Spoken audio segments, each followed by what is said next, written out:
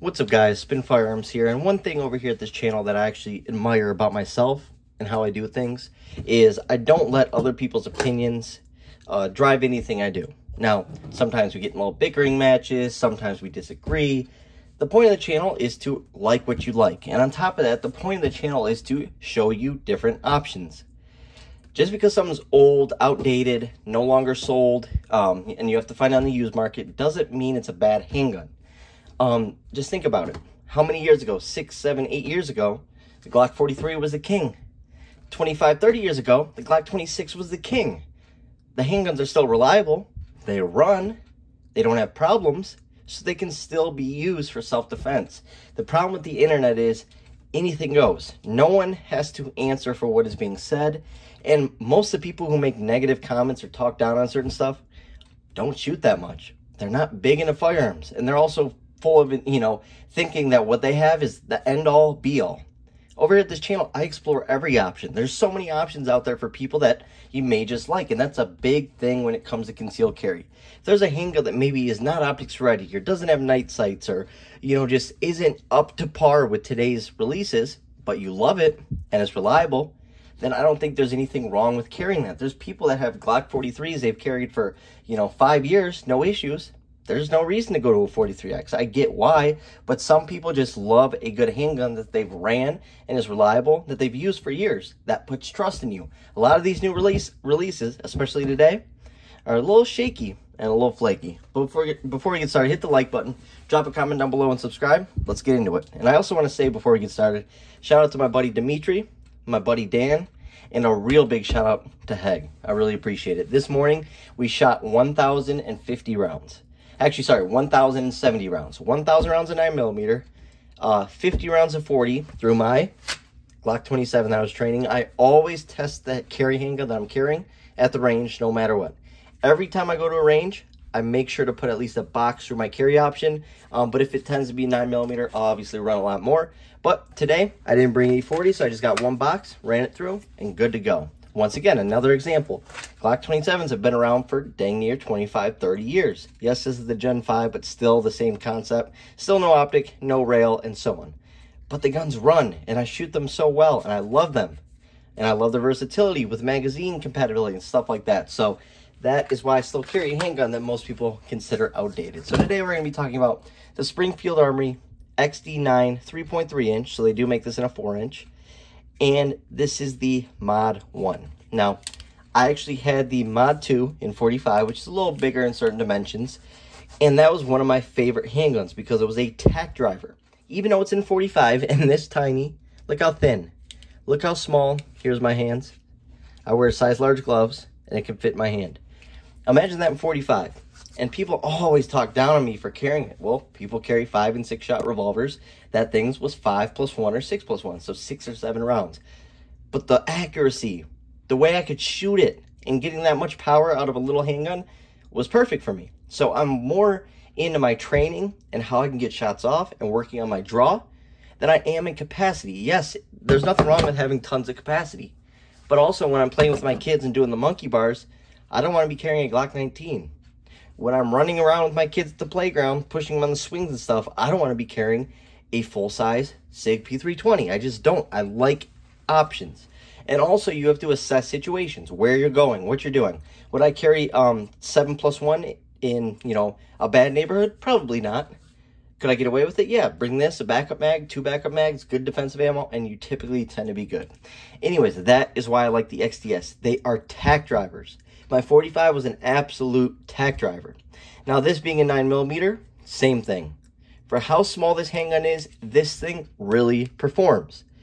And I really enjoy these handguns. Now, like I said, it's outdated, but get this. It was purchased for $240. The thing looks basically brand new. We put it through its paces and round count today, and it ran flawlessly. I put a box of 20 147 grain HSTs through it and probably 100 rounds of regular 9mm ball ammo. I believe it was Blazer, and it ran flawlessly. It eats everything. So to me, that's perfect. I'm fine with this. Now, there's other handguns I like better, obviously, but I also like carry options. And if it's reliable and accurate as can be, then I am perfectly fine carrying it, and that's the case with this. Anyways, obviously no forward serrations, as that wasn't really a thing back then, because once again, they aren't needed. It's really to look tactical and, whoa, I can do this, and, you know, whatever. It is what it is, right? Sights, 3-dot sights. You got 2-dot rear in the back, or sorry, 2-dot rear sights with a little bit of texturing. And then up front, you have this red fiber optic, which I really like. It's a great sight picture, and it's pretty dang common on a lot of the XD series handguns. Now, it is made in Croatia, so is the Hellcat. One of the most reliable handguns I own. I actually own a bunch of them. The regular ones, the Hellcat Pro Comp, the Hellcat Pro itself. I have XDs, XDSs, and they're great handguns. My XDS45, not the XD. I also have an XD45. I know this is getting confusing, but that one's been flawless. My XDS M45, I didn't follow the directions on how often you have to change out springs. So at about 1,300 rounds, my guide rod crapped out. But that was my fault. If I would have followed the guidelines from Springfield Armory, because of that small 45 and such a small package, I should have changed it out about 300 rounds prior. So that was pretty much on me and not on the firearm. Anyways, like I said, this thing ran flawlessly, no problems at all. Rear serrations, awesome finish. All the Springfields have great finishes, and what I was going to say about Croatia is actually one of the nicer places over there. It really is. A lot of people say, oh, it's made in Croatia, like it's a bad thing. Well, I like my handguns being made in beautiful, nice places, so I'm perfectly fine with that. And at the end of the day, it's about performance. How does it perform? Is it reliable? And that's exactly what my Springfields do. I have probably 10 to 15 Springfields. Never a single problem except for the guide rod, which once again was my fault, and I can't put that on Springfield Armory. Now, obviously, we are cleared in safety check, so let's continue. Now, comes with a rail. A bunch of these single stacks back in the day didn't. Glock 43 didn't. The Shield didn't. So you have the ability to mount a more powerful light. Takedown, very simple. And the takedown lever also acts as a little gas pedal, right? Which it does make you adjust your grip, because typically you'd be up here. But if you just cock it back a little bit, boom, perfect grip on this handgun. And there's no recoil. My XDS M45, like I said, basically the same size, just a little bit wider in the grip to accommodate for that round and stuff like that. But it runs flawlessly. It runs flawlessly. The recoil is just flawless. It is such a low recoil handgun. I love it. That's huge. If you're going to give me a small handgun, stuff like the Hellcat typically is snappy. But something like this handles the recoil very, very well, which adds to those follow-up shots. And plus the accuracy, 7+1, 8 rounds, you're going to typically be good. But there also are larger mag options, which we'll get into, right? So this is the 7-round flush mag right here, right? A little small. You know, you can even pocket carry this, 2 fingers, whatever you want. That's 8 rounds total. But if you switch over to this right here, this is going to be 9 rounds total. And this allows you to get a full 2.5 fingers on that handgun. You get 2.5 fingers, 8+1 for 9 rounds of 9mm. Typically, anywhere, you will be good. If you're shooting 15, 16, 17 rounds, chances are what you're doing is illegal. And chances are it's a terrible situation that you shouldn't have even been in the first place, right? But it is what it is. Sometimes that stuff happens, so I get it. Right here is Glock's, go-to concealed carry handgun. A Glock 48 or the 43X, which stops right here, right? So you can imagine a Glock 43X being the #1 selling concealed carry handgun, that's oriented for carry. That's 10+1. Even in today's technology and standards, you have the X-Mac or the Shield Plus, the Hellcat. It's still 10+1 in a single stack. So you got 11 rounds on the right, 9 on the left. So you can see where the XDS loses a little bit. But they do make a 9-round mag for it that sits about here. So you would have 10 rounds. Similar in size of the 43X, which is a little less rounds. The thing about it is, though, this thing is thinner in the grip. So easier to carry. This can shapeshift and go in the pocket. Am I saying it's a better gun than the 43X and 48? Of course it isn't. No, not at all. What I'm saying is it's relatively comparable when you talk about capacity. Now, it's obviously loses, but 8+1, this capacity thing has just gotten in people's heads. 8+1 is great. There was people who were terrible people back in the day with 30 rounds, 20 rounds, whatever. And people defended themselves using Glock 43, XDSs, shields, revolvers, right? So it's always been a thing that you can defend yourself. Now, typically, I want more ammo. I carry backup mags, and I'm going to be pretty dang good. Now, in terms of everything functioning, it launches that mag out, locks that slide back, and you can use it as a slide release with relative, with ease, basically, right? I'm just not slamming it shut. So everything functions the way you'd want it to. Another nice thing is that mag release is ambidextrous. So a little bit more friendly to left-handed people, so you got to respect it. Another thing I like about this handgun is the way I learned to carry with a round in the chamber was with an XD. If you're not carrying with a round in the chamber, you've already put yourself behind 2 seconds or whatever the case may be, a second. Some people say they're going to be able to draw and rack the chain. No, you're not going to be able to rack it that quick. If someone's 1 foot from you, how are they going to do that? They're going to grab onto you, grab for your arm, grab for the firearm even. You need to be ready with a round in the chamber, hands down.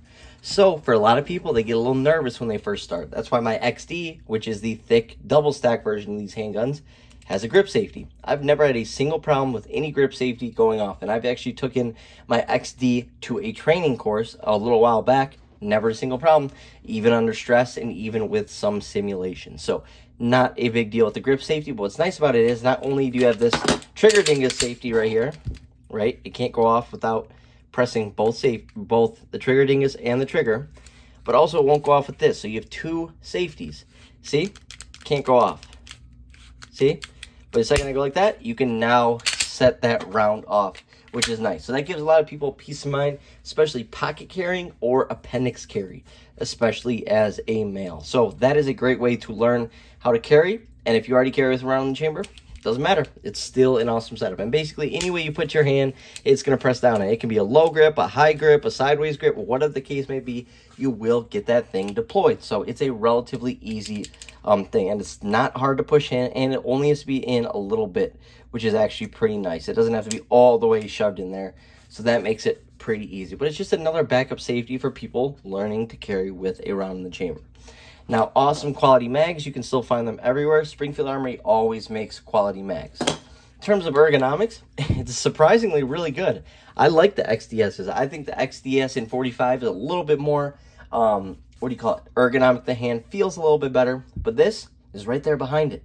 This feels actually pretty good, and that, you know, grenade checkering actually feels good too. You wouldn't think it would. You'd think it'd be a little too rugged, a little too rough, but no, it feels pretty good in the hand and does what it's supposed to do. It gives you good grip and texturing. It's 100% better than what comes on these Glocks. Hence the grips, so, which is why you have to go out and spend a little bit extra money. So for $240 used, looks like it's never even been shot, you can't really beat it. I don't care what anyone says, you can't beat that. Not only can you use it as a beater handgun, a backpack gun, a truck gun, a boat gun, you can use it for everyday carry as your main. Like I said, it does have that 9-round mag. It comes here, that's 10 total rounds. Pair it with some good defensive ammo, a backup mag, and typically you will be good to go. Half the battle is just having a gun on you. Simple as that.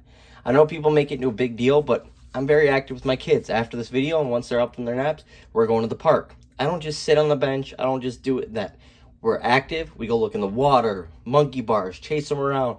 I don't feel like having a Glock 19 poking through my shirt, a Glock 17. We're not going to just throw something like this in the pocket or whatever the case may be. I like the XDS, and I 100% trust this handgun with my life and my children's lives. Simple as that. Ergonomics are good on it. I actually like them, like I said. Feels really nice in the hand. Now, last thing, we'll go over that trigger. It is not the best trigger, but I wish they would have put this trigger in the Hellcat or the Hellcat Pro or any of the Hellcat series, because even though it's not the best trigger in the world, it's still a good trigger because it's accurate. Yes, it's a little heavier, a little bit of over travel, which I'll show you in a second, but this thing is a gosh darn tack driver. It really is. Define wall, crisp. I mean, it's really not bad. I don't know where people get the idea that it's a bad trigger from. Reset. Well, I guess I've never even heard anyone say it's a bad trigger, but I can already tell how the trigger snobs are going to act. Reset. For a defensive trigger, I have nothing wrong with this at all. I love this thing. I will carry it. I'm not kidding you. I will carry it. It is so dang thin, small, light, whether it's a backup, whether it's just my main and I throw a little bit bigger mag in it.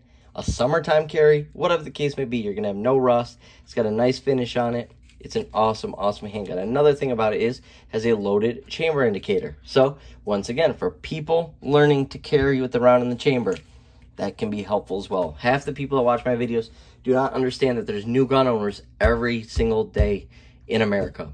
They need to start somewhere too. Hope you guys enjoyed the video. We're going to go through the whole entire handgun real quick, and then we'll end the video. Absolutely love this handgun.